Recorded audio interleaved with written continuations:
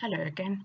We're looking at Revelation chapter 6 and verses 1 and 2, just unfolding those two verses a little bit further today. And so let's read again the first two verses of Revelation chapter 6.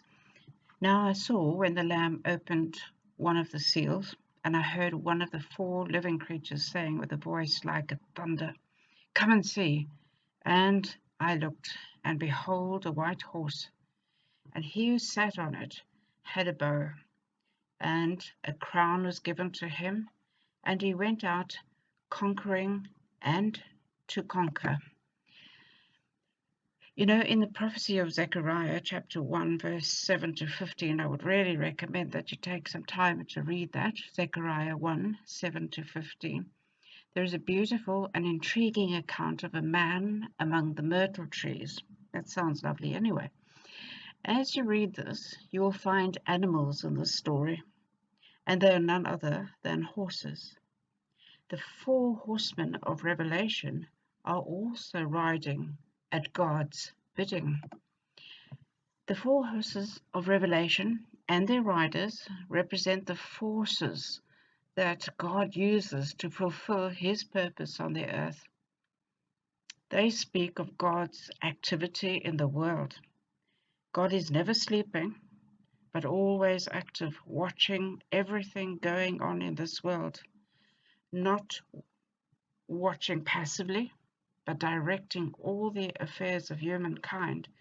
And in fact, Proverbs 15 verse 3 is really good and explains that well. It says, "The eyes of the Lord are in every place, watching the evil and the good in all their endeavors."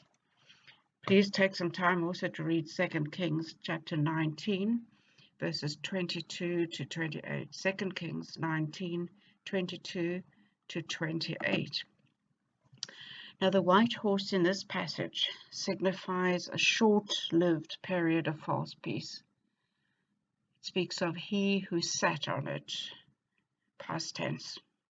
The entire world will be at peace, so-called peace, because of the arrival of the rider on the white horse. He may well be preceded by a number of false messiahs, but then this rider, the Antichrist, will arrive, starting out as a special leader. Now, the rider on the white horse has a bow, which is symbolic of war, but he does not have any arrows. And this shows that there will be no bloodshed in the victory he wins at this time. At that time, remember that. He will win the world's adoration by peaceful negotiation and treaties and covenants. We also know he was given a crown. The people of the earth hailed him as their king. He wasn't crowned by God. It was the people of the earth hailed him as their king. And his crown was of the type awarded to winning athletes. The whole world went after him. Now that's interesting. In these days that we're living, people are looking for a man with a plan because of everything that's happening.